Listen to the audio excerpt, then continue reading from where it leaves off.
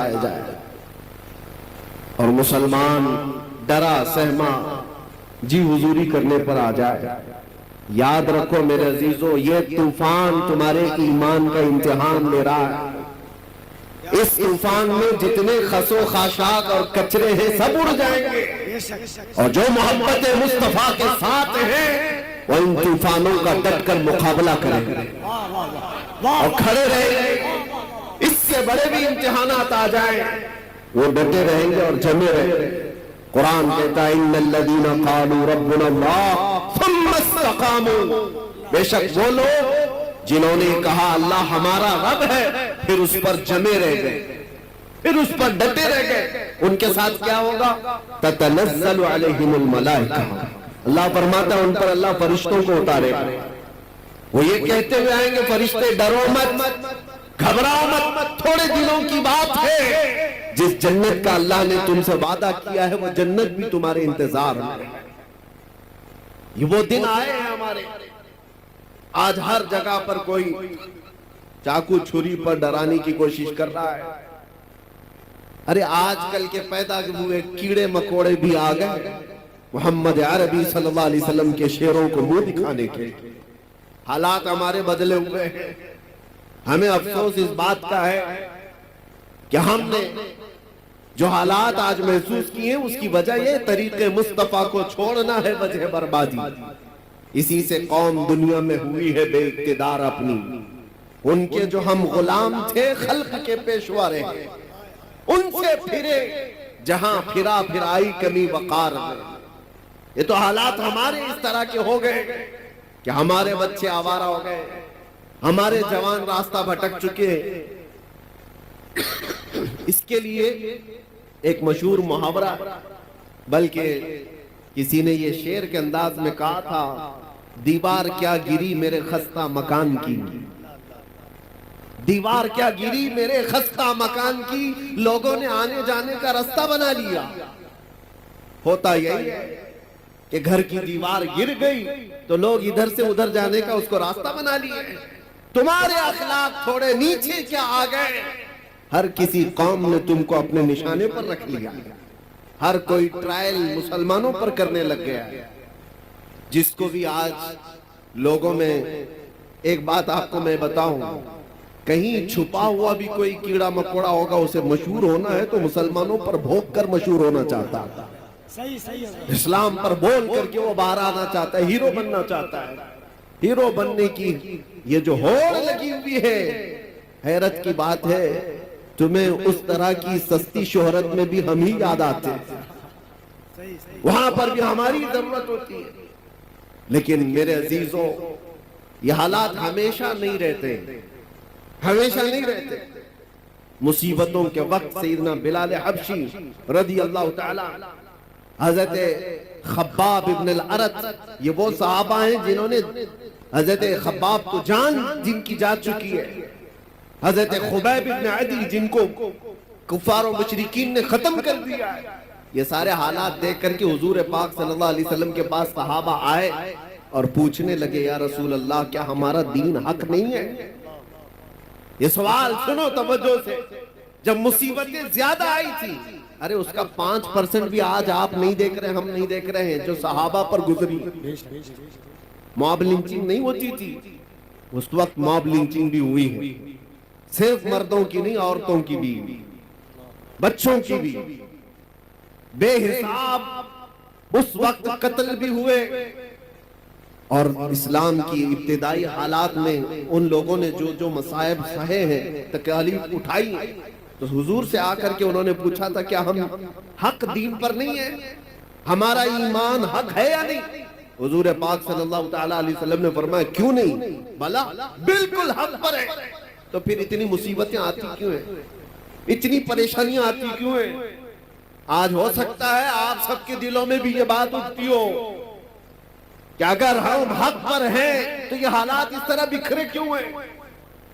تو ایک بات یاد رکھ لینا، حضور نے تو یہ جواب فرمایا کہ تم سے زیادہ مصیبتیں انبیاء کرام پر آتی تھی. نبی تو گناہ کا سوچ بھی نہیں سکتے، ان پر اللہ تبارک و تعالیٰ نے آزمائشیں ڈالی ہیں. انبیاء کرام پر صحابہ سے بھی زیادہ مصیبتیں آئی. حضور نے فرمایا جس کا جیسا امتحان ہوگا ویسی مصیبتوں سے گزارا جائے. اور میں اپنی زبان میں آپ سے ایک بات کہتا ہوں, آپ اپنے آپ کو کیا کہتے ہیں؟ حضور پاک صلی اللہ تعالیٰ علیہ وسلم کی بارگاہ میں جب نسبت کی بات آئے, مجھ سے گجرات میں کسی صاحب نے پوچھا, کہا تھا کہ آپ تو اسٹیج پر اس طرح کی باتیں کرتے ہیں اور یہ ساری چیزیں ہونے کے بعد پھر آپ بولیں گے. سنو, ہم کہتے ہیں حضور پاک صلی اللہ تعالیٰ علیہ وسلم کی جب بات آتی ہے تو شعر میں استعارہ کے طور پر ہم کہتے ہیں تو شمع رسالت ہے. یہ کہتے ہیں یا رسول اللہ تو شمع رسالت ہے, عالم تیرا پروانہ. ہم سب کیا ہیں؟ ہم سب کیا ہیں؟ پروانے. اور حضور کو شمع ہم کہتے ہیں. شمع اور پروانے کو کبھی دیکھا بھی ہے یا صرف اور صرف سنا ہے؟ تھوڑی دیر اگر آپ توجہ کریں تو ایک موسم بھی آتا ہے, ویسے بھی لائٹ جہاں پر بھی آپ جلائیں, دیکھو کیڑے مکوڑے جو آ جاتے ہیں ارد گرد گھومتے, چراغ روشن کرو وہاں پر بھی چھوٹے چھوٹے پتنگے آ جائیں گے, کیڑے آ جائیں گے, وہی پروانے ہیں. اور یہ شمع کے ارد گرد آتے کیوں ہیں؟ تھوڑی دیر اس کی روشنی لیتے, گھوم پھر کر کے وہاں پر مر جاتے, جان دے دیتے. کتنے کیڑے مر جاتے ہیں ایک شمع کے پاس, روشنی کے پاس. تو آپ کبھی ان پتنگوں کو پوچھو, اپنے بھائیوں کو بھی مرتے ہوئے دیکھ رہو, پھر جاتے کیوں ہو؟ چراغ روشن ہے, اس کے ارد گرد آتے کیوں ہو؟ پروانہ جواب دے گا میں پیدا ہی ہوا ہوں شمع پر جان دینے کے لیے.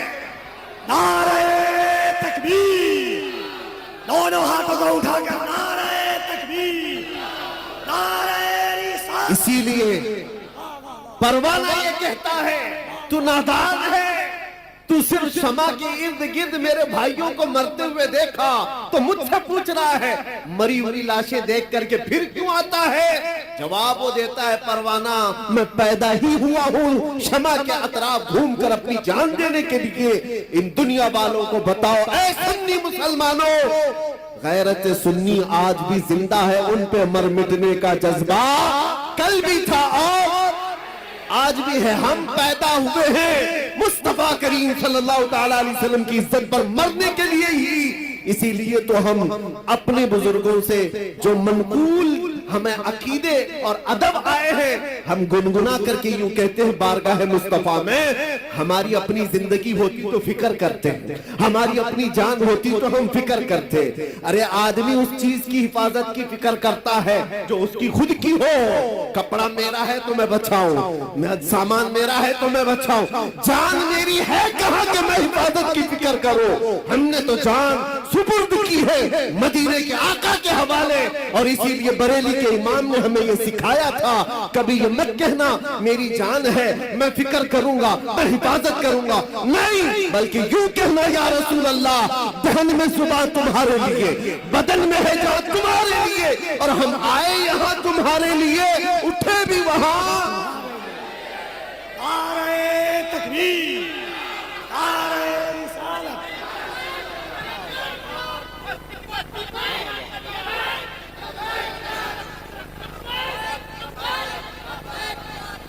آپ توجہ کریں, ہم آئے یہاں تمہارے لیے اور اٹھے بھی وہاں.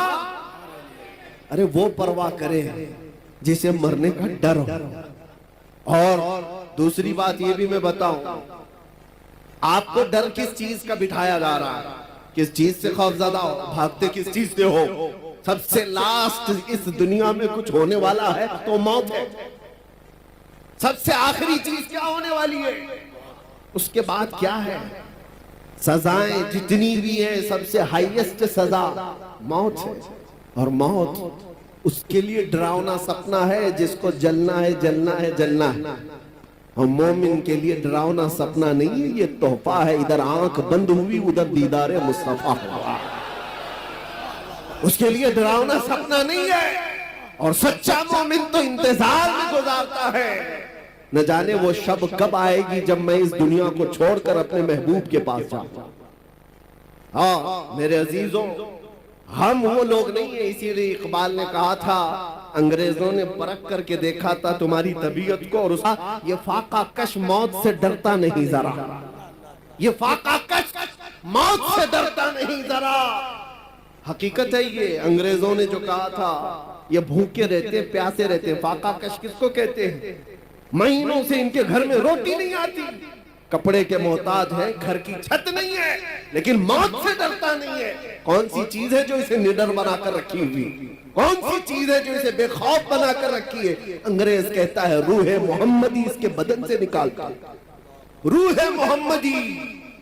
ساری دنیا اسی کے چکر میں ہے کہ وہ روح محمدی جو ان کے پاس ہے اسے نکالتا. آخر حد تک میرے عزیزوں, دنیا جس چیز کی کوشش کرتی رہے گی وہ یہی ہے. آپ کو کیا لگتا ہے وہ تمہارے روٹی کپڑا لتا جگہ مکان اس کے دشمن ہیں؟ نہیں.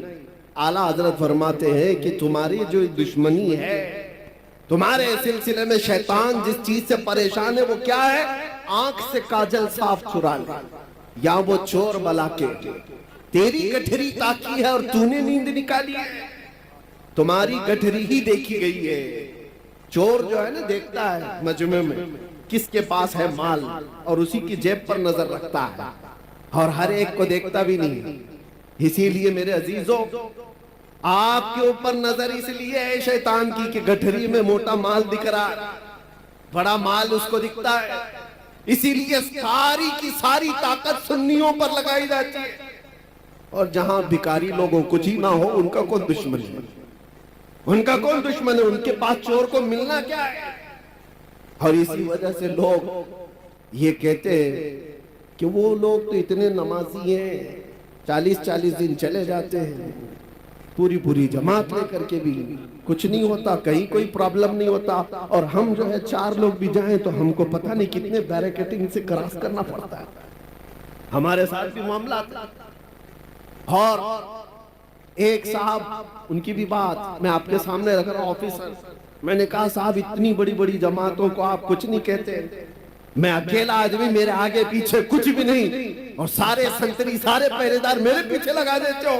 کہا وہ بے ضرر ہے, وہ بے ضرر ہے. جملہ تھا, وہ نقصان دہ نہیں ہے, نقصان دہ نہیں ہے. وہ کہیں پر بھی جا سکتے ہیں, حتیٰ کہ وہ اسرائیل میں بھی جا سکتے ہیں, کوئی مسئلہ نہیں. آپ سے پرابلم ہے. کہا کیوں؟ آپ سے پرابلم یہ ہے کہ وہ بولتے کچھ نہیں اور بولتے آپ سب سے زیادہ. تو کہا مین مسئلہ بولنے کا, سمجھ میں یہی آیا بولنے کا. تب پھر ہم نے آپ کو ایک بات ان کو یہ کہا, آپ کی سیکیورٹی, آپ کی امن و شانتی سب مبارک ہو, اگر بولنے میں کمپرومائز کرنے ہی پر وہ ساری چھوٹ مل سکتی ہے تو 1000 بار مار دو, ہم کو ویسی چھوٹ کی ضرورت نہیں ہے. بزدل بن کر بے غیرت صحیح فرما دے. آج تم پابندیاں لگا سکتے ہو, ہمارے اوپر کس چیز کے لیے پابندیاں؟ صرف اس لیے کہ حق بات بولنا ہے, حضور پاک کی عزت کے بارے میں بولنا ہے. اور سب سے بڑی بات یہ ہے کہ لوگوں کو اٹھانا نہیں ہے, بیدار نہیں کرنا ہے. عشق رسول پر لوگوں کو اٹھانا نہیں. یہ میں اندر کی باتیں بتا رہا ہوں. کچھ لوگوں نے مجھے آ کر یہ کہا بھی آپ کو جتنا دوسرے ٹاپکس پہ بولنا ہے بولتے رہیے, کوئی مسئلہ نہیں ہے, لیکن بس یہ آپ جو ناموس رسالت اور عشق رسول کی بات جس میں نوجوانوں کو اٹھاتے ہیں یہ بند کر دیجیے. کہا یہی تو اصل ہے, اور جان نہیں رہی تو پھر جسم کا مطلب ہی کیا؟ نماز روزہ حج زکات یہ ساری چیزیں ہاتھ پیر آنکھ کان کا نام کام کر سکتی ہے, لیکن کسی کے اندر روح ہی نہ ہو تو ہاتھ کا کیا کام, پیر کا کیا کام, یہ آنکھ اور ناک کا کیا کام؟ روح اگر ہے تو یہ ساری چیزیں کام کی ہے, اور روح نہ ہو تو یہ سب سڑ گل جاتی ہے. اسی لیے عشق محمدی ہماری روح ہے, مصطفیٰ کریم کا نام ہماری جان ہے, اور اس کے بغیر ہمارا کچھ نہیں ہے. اسی لیے اعلیٰ حضرت نے کیا کہا تھا, وہ جو نہ تھے تو سنیوں کو پتا ہے, وہ جو نہ ہو تو. دوسرا جملہ آپ کی طرف سے ہی ہوتا ہے, ہم نے دیکھا ہے جاہل سے جاہل محلے میں بھی جا کر کے پوچھو, وہ دوسرا جملہ خود ہی کہیں گے, وہ جو نہ ہو تو.